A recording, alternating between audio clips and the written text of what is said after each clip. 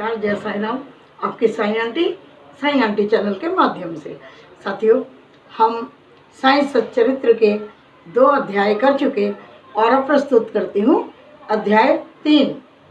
जैसा कि गत अध्याय में वर्णन किया जा चुका है, बाबा ने सच्चरित्र लिखने की अनुमति देते हुए कहा कि सच्चरित्र लेखन के लिए मेरी पूर्ण अनुमति है। तुम अपना मन स्थिर कर मेरे वचनों में श्रद्धा रखो और निर्भय होकर कर्तव्य पालन करते रहो। यदि मेरी लीलाएं लिखी गई तो अविद्या का नाश होगा और ध्यान व भक्ति पूर्वक श्रवण करने से दैहिक बुद्धि नष्ट होकर भक्ति और प्रेम की तीव्र लहर प्रवाहित होगी और जो इन लीलाओं की अधिक गहराई तक खोज करेगा उसे ज्ञान रूपी अमूल्य रत्न की प्राप्ति हो जाएगी। इन वचनों को सुनकर हेमान पंत को अति हर्ष हुआ और वे निर्भय हो गए।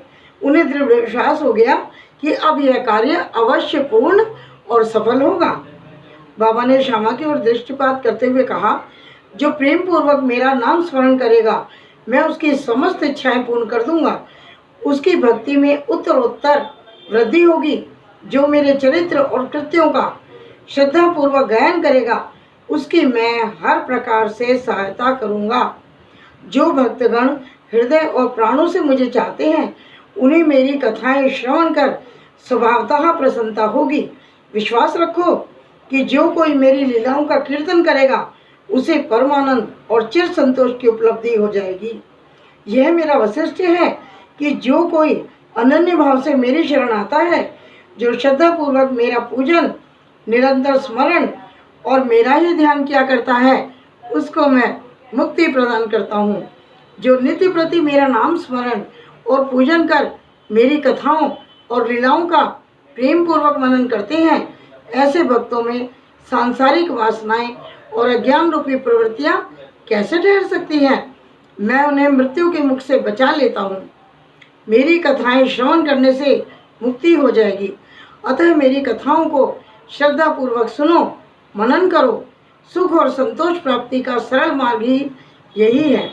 इससे श्रोताओं के चित्त को शांति प्राप्त होगी और जब ध्यान प्रगाढ़ और विश्वास दृढ़ हो जाएगा तब अखंड चैतन्य घन से अभिन्नता प्राप्त हो जाएगी। केवल साईं साईं के उच्चारण मात्र से ही उनके समस्त पाप नष्ट हो जाएंगे। भगवान अपने किसी भक्त को मंदिर, मठ, किसी को नदी के तीर और घाट बनवाने, किसी को तीर्थ पर्यटन करने और किसी को भगवत कीर्तन करने भिन्न भिन्न कार्य की प्रेरणा देते हैं, परंतु उन्होंने मुझे साईं सच्चरित्र लेखन की प्रेरणा दी।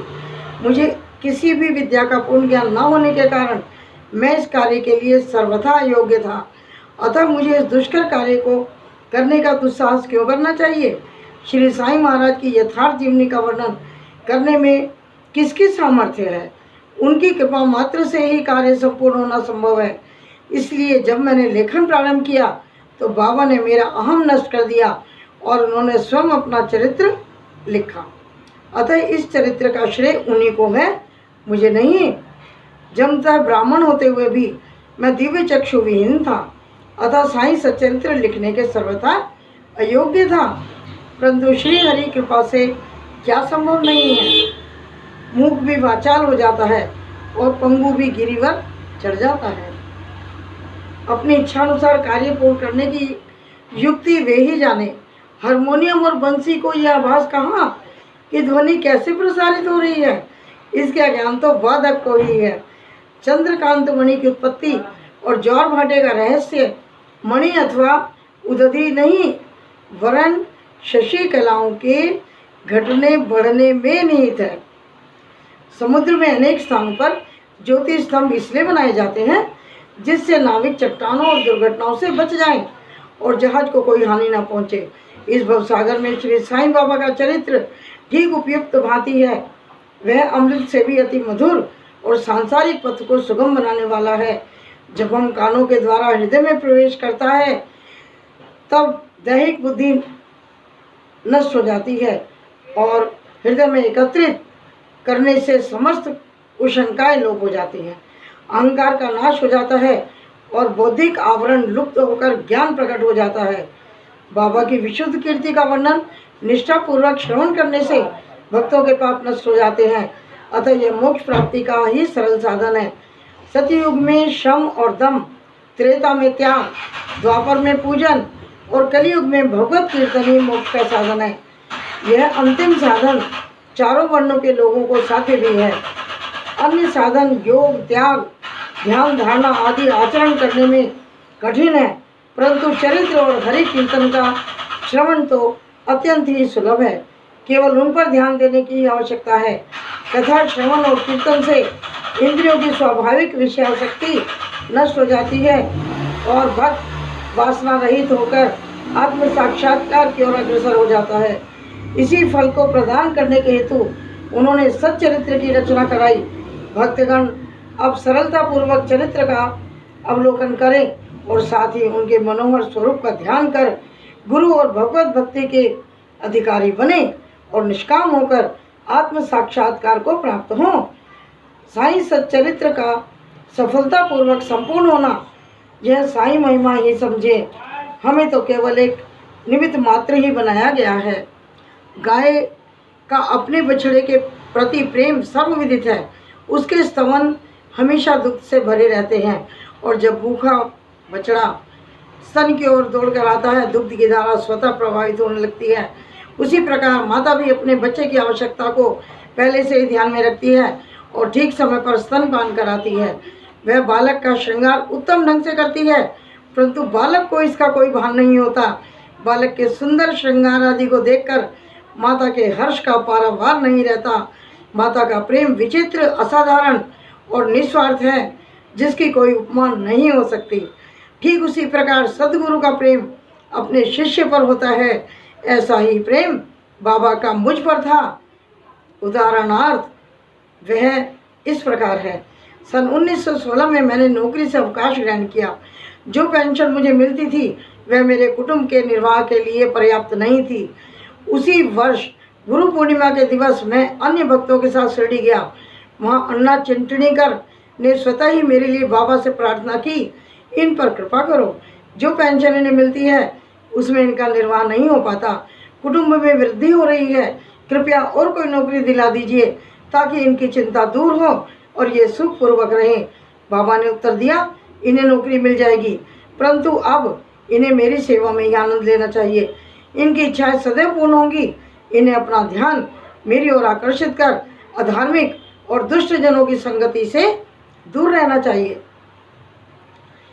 इन्हें सबसे दया और नम्रता का व्यवहार और अंतःकरण से मेरी उपासना करनी चाहिए। यदि ये इस प्रकार आचरण कर सकें तो नित्यानंद के अधिकारी हो जाएंगे। रोहिल्ला की कथा। यह कथा श्री साईं बाबा के समस्त प्राणियों पर समान प्रेम की सूचक है। एक समय रोहिल्ला नाम का एक मनुष्य शिरडी में आया। वह ऊंचा, पूरा, सुदृढ़ और सुगठित शरीर का था। बाबा के प्रेम से मुग्ध होकर वह शिरडी में ही रहने लगा। वह आठों पहर अपनी उच्च और कर्कश आवाज में कुरान शरीफ के कलमे पढ़ता और अल्लाह अकबर के नारे लगाता था। शिरडी के अधिकांश लोग खेती में दिन भर काम करने के पश्चात जब रात्रि में घर लौटते तो रोहिल्ला की कर्कश पुकारें उनका स्वागत करती थी। इस कारण उन्हें रात्रि में विश्राम न मिलता था। इससे वे अधिक कष्ट और असुविधा का अनुभव करने लगे। कई दिनों तक तो वे मौन रहे, परंतु जब कष्ट असहनीय हो गया तब उन्होंने बाबा के पास जाकर रोहिल्ला को मना कर इसके उत्पात को रोकने की प्रार्थना की।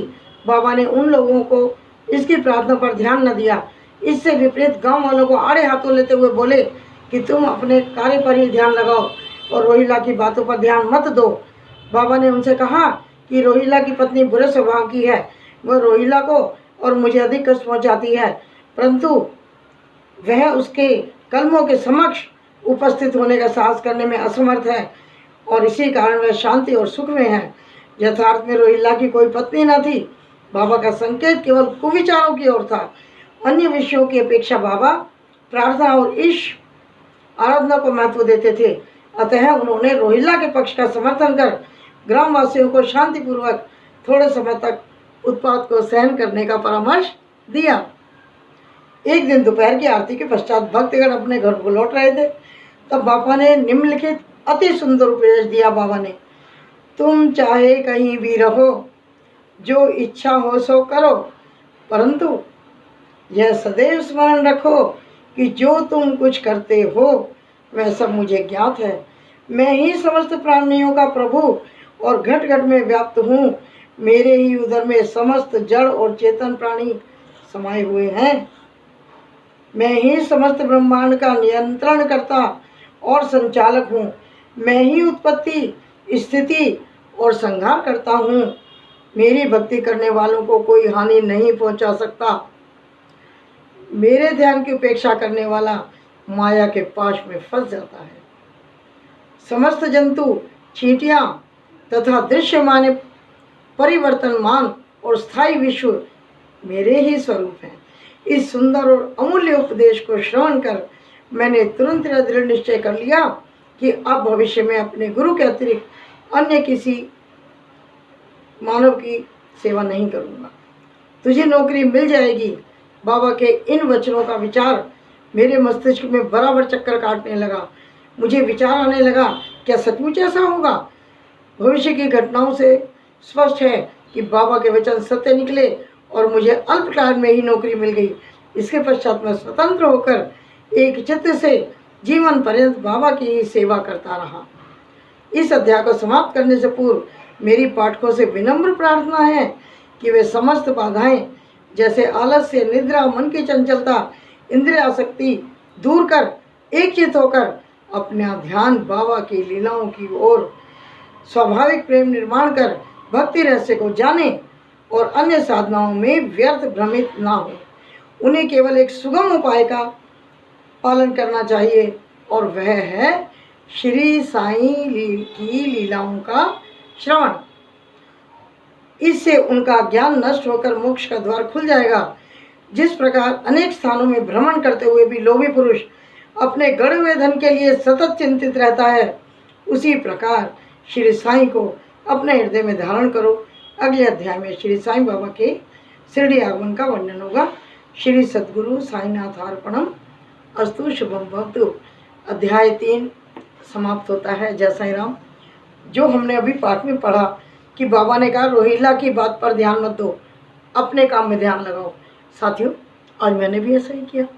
जब मैं ये पाठ पढ़ रही थी, आप सुन रहे होंगे, बीच में स्कूटी आ गई, कोई बातें कर रहा है, कोई आवाज़ें आ रही, मैंने उधर ध्यान दिया ही नहीं, मैं अपना पाठ पढ़ने में लगी रही। तो साथियों, यदि चैनल पर नए हैं और आपको बाबा जी की मिराकल्स, बाबा जी के बारे में जानकारी प्राप्त करना अच्छा लगता है, तो कृपया चैनल को सब्सक्राइब कीजिएगा, लाइक कीजिएगा, शेयर कीजिएगा। चलती हूँ और कल फिर पाठ चालू करेंगे। तब तक के लिए नमस्कार। जय साईं राम। अपना ध्यान रखिएगा। जय साईं राम कहते रहिए।